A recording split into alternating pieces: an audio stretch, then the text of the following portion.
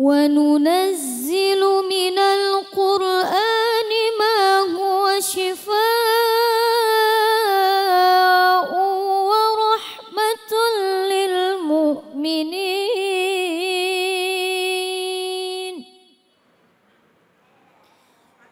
ولا يزيد الظالمين إلا خسارا.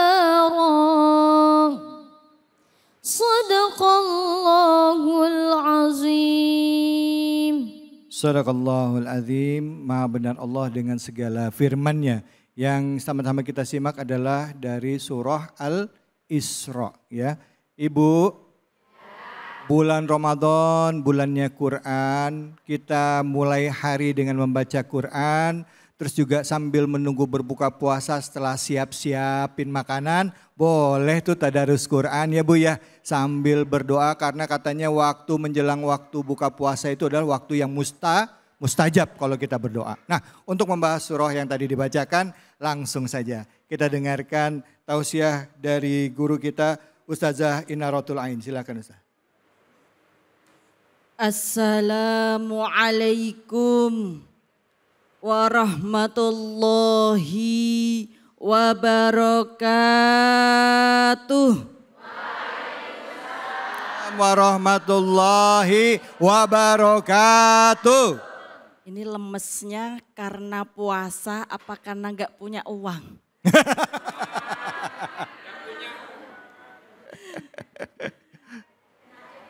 THR-nya belum keluar ya. Baru juga masih minggu awal Bu udah THR aja. Jadi alhamdulillah Bu, kita diberikan umur yang panjang. Suka yang panjang-panjang? Suka? Kalau suka yang panjang-panjang kita harus panjang juga dalam membaca Al-Quran. Enggak sedikit-sedikit, pendek-pendek selesai. Jadi alhamdulillah kita diberikan hati yang bahagia, pikiran yang lapang, sehingga kita dapat melaksanakan ibadah di bulan Ramadan dengan khusyuk lillahi ta'ala. Jadi di dalam tafsir surat Al-Isra ayat 82 Bu. Allah berfirman, A'udzu billahi minasyaitonir rajim. Bismillahirrahmanirrahim. Wa nunazzilu minal Qur'ani ma huwa syifaa. Di sini dijelaskan wa nunazzilu minal Qur'an dan telah diturunkan Al-Qur'an. Menurut Asy-Syaikh Manna Al-Qattan di dalam kitab Mabahis fi Ulumil Quran ada rahasia yang sangat besar di balik diturunkannya Al-Quran, yaitu untuk memberitahu penduduk samawi atau penduduk langit, yaitu para malaikat, bahwa umat Rasulullah itu sangat mulia. Dan dengan diturunkannya Al-Quran menjadi dasar-dasar syariat untuk kita menjadi umat yang terbaik di muka bumi ini. Bu, kita pingin gak jadi umat yang terbaik? Kalau terburuk? Kalau lebaran pingin baju yang terbaik?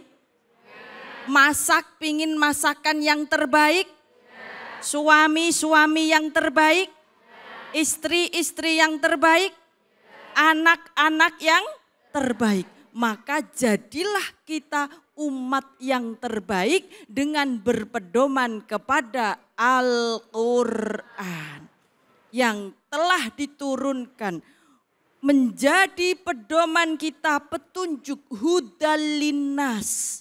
Jadi Bu, kalau kita beli alat elektronik, belum bisa pakai, itu kan ada buku petunjuk cara menggunakan alat elektronik.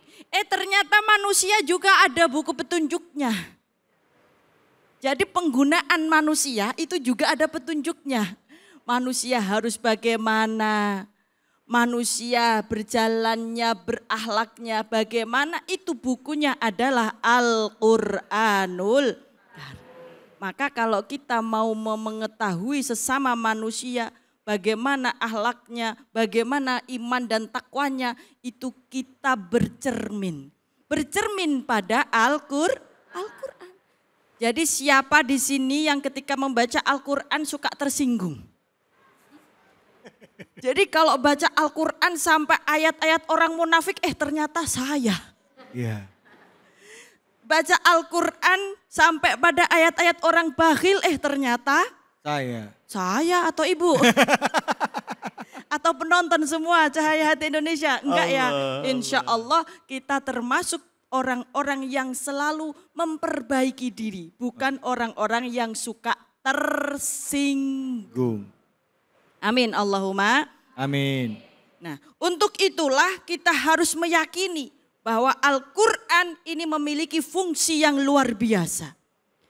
Di dalam surat Al-Isra ayat 82 digolongkan menjadi dua golongan. Yang pertama fungsi untuk orang-orang mukmin dan yang kedua untuk orang-orang yang zalim. Adapun untuk orang-orang yang mukmin yaitu ma huwa syifa'u wa rahmatul lil mu'minin. Yaitu yang pertama Al-Quran menjadi syifa atau obat. Jadi di dalam kitab tafsir Al-Quranul Karim, Syekh Imam Ibnu Katsir mengatakan bahwa Al-Quran ini menjadi syifa atau obat penawar. Untuk apa? Untuk qalbun. Untuk hati. Penyakit-penyakit hati yang di dalamnya ma fi qalbi min amradim min syakkin wa nifakin wa syirkin. Yaitu penyakit hati yang berupa keraguan-raguan, yang berupa kemunafikan dan berupa penyakit syirik. Ada di sini yang suka syirik. Syirik lu gitu.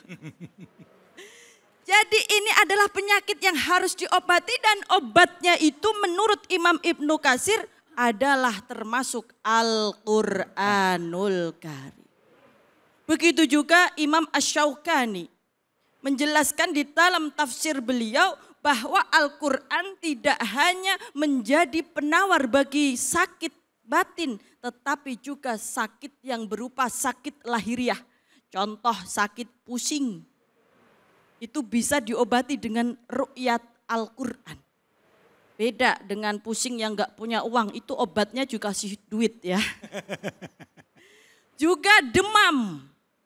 Juga disengat hewan liar, itu bisa menjadi obat bagi penyakit-penyakit tersebut menurut Imam Asy-Syaukani. Sebagaimana di dalam hadis yang diriwayatkan oleh Imam Sa'id Al-Khudri, bahwasanya pada suatu hari para sahabat datang ke suatu kaum dan di situ pemimpin kaumnya itu tersengat oleh hewan yang ganas. Sampai demam. Kemudian ditanyakan kepada para sahabat yang lewat. Adakah di antara kalian yang bisa menyembuhkan pemimpin kami? Maka ada salah satu sahabat yang datang dan membacakan surat Al-Fatihah dan demamnya itu hilang. Alhamdulillah. Jadi kalau pusing, kalau demam baca Al-Quran. Dan selain menjadi obat, juga Al-Quran menjadi rahmat.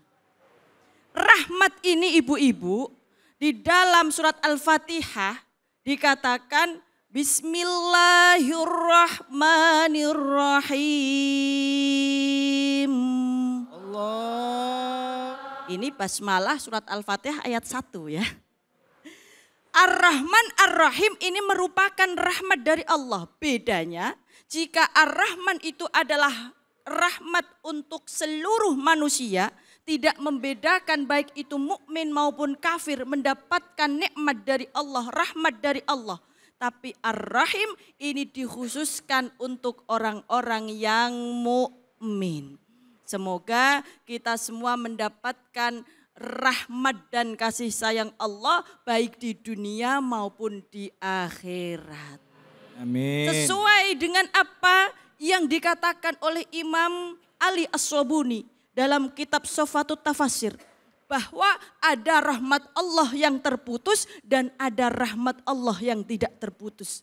Maka sebagai orang-orang mukmin yang kita semua ingin mendapatkan rahmat Allah, inginnya mendapatkan rahmat di dunia dan di akhirat, Ar-Rahman dan Ar-Rahimnya Allah Subhanahu wa Ta'ala. Amin Allahumma. Amin, alhamdulillah. Baik, terima kasih banyak Ustazah. Silakan, ada yang mau bertanya? Iya, silakan. Mana tadi orangnya? Nah, itu dia. Assalamualaikum warahmatullahi wabarakatuh. Waalaikumsalam warahmatullahi wabarakatuh. Saya dengan Ibu Mariska dari Majelis Taklim Masjid Raya Harapan Mulia Bekasi. Izin bertanya Ustazah, saya ingin tahu bagaimana caranya agar hati kita selalu senantiasa bergetar ketika kita mendengar serta membaca lantunan ayat-ayat suci Al-Quran. Terima kasih Ustazah. Wassalamualaikum warahmatullahi wabarakatuh. Waalaikumsalam warahmatullahi wabarakatuh.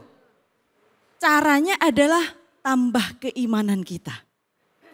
Ditambahkan keimanan kita kepada Al-Quran. Karena khasiat Al-Quran sebagai obat itu hanya untuk orang-orang yang mukmin. Nah, ada sebuah penelitian. Kalau ini dalil nakli, ini ada dalil akli. Yaitu sebuah penelitian dari Dr. Ahmed Al-Qadi.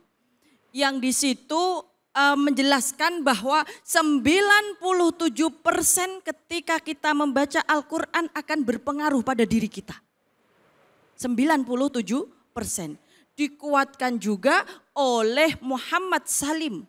Ini adalah seorang peneliti dari Universitas Boston. Di situ dikatakan bahwa orang yang membaca Al-Quran dengan suara yang keras itu akan menimbulkan vibrasi. Vibrasi yang di situ menyembuhkan atau memperbaiki sel-sel yang rusak sehingga bisa menjadi sel yang bagus. Maka kita harus kuatkan iman kita dulu. Kalau kuatkan imannya kita hebat, maka ketika membaca Al-Quran kita akan selalu bergetar seperti HP yang ketika mendapatkan telepon. Nah, kalau Al-Quran ini kita jadikan sebagai getaran HP kita, maka subhanallah ketika kita mendapatkan, mendengarkan, membaca Al-Quran, maka akan bergetarlah seluruh tubuh kita sebagai dasar dari panggilan dari Allah Subhanahu wa Ta'ala. Ini adalah sebuah metode atau cara agar kita bisa selalu mendekatkan diri kepada Allah. Karena mohon maaf Bu, zaman sekarang itu zamannya zaman edan. Sekarang yang jadi tuntunan bukan Al-Quran, tetapi apa? HP. Tapi saya kasih tahu caranya Bu. Biar tidak ikut edan, bagi para pemegang HP silahkan download aplikasi Al-Quran. Jadi dimanapun kita membawa HP, kita pun bisa tetap membaca Al-Quran biar tidak edan. Kenapa banyak orang edan? Karena mereka tidak suka membaca Al-Quran sehingga jiwanya menjadi gersang, pikirannya menjadi tidak tenang. Akhirnya zaman semakin rusak, akhlakul karimah semakin bobrok.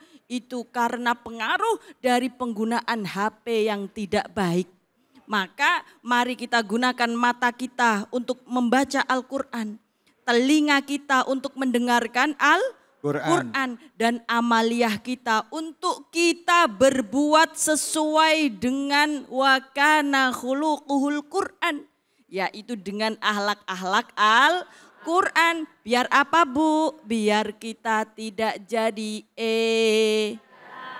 Karena kalau orang edan itu pasti tidak bisa menggunakan pikiran dan hatinya dengan baik. Akhirnya apa? Tidak mau menjalankan syariat yang diperintahkan oleh Allah Subhanahu wa ta'ala. Kita lihat para generasi kita. Jika mereka tidak mau menjalankan syariat Allah, maka itu mereka bagian dari ciri-ciri orang yang edan. Tapi sayang 1000 sayang, zaman sekarang orang yang gak edan, gak keduman. Gak keduman, makanya kita jangan kemudian menjadi edan untuk keduman. Tapi jadilah waras untuk kemudian kita menjadi bagian daripada khidmat terhadap Al-Quran. Buatlah majelis-majelis taklim Al-Quran. Buatlah kita sehari-hari membaca Al-Quran. Supaya apa? Supaya kita tidak mendolimi diri kita sendiri. Karena bagian daripada orang yang dolim adalah ketika orang yang kufur terhadap Al-Quran dan tidak mau meyakini adanya kebenaran daripada Al-Quranul Karim. Baik. Maka di bulan Ramadan kita berbanyak membaca Al-Quran. Allahumma arhamna bil Quran. Baik, alhamdulillah terima kasih banyak Ustazah. Masya Allah, Bu. Deketin diri sama Al-Quran ya. Nah, kalau ibunya rajin baca Al-Quran, insya Allah anak-anaknya ngikut. Betul apa betul, Bu? Iya kan? Baik, mudah-mudahan apa yang disampaikan Ustazah tadi bermanfaat buat kita semua ya Bu ya. Ustazah terima kasih ilmunya ya Ustazah ya. Itu bisa jadi obat Bu. Bisa jadi obat. Bukan dibakar, enggak. Astagfirullahaladzim. Dibaca. Insya Allah getarannya masuk ke dalam badan kita. Insya Allah ya Ustazah ya. Baik, setelah ini kita akan melanjutkan ya. Kajian kita tentunya di program insya Allah jadi kesayangan kita semua ini di bulan suci Ramadan. Hanya di sini di Cahaya Hati Indonesia.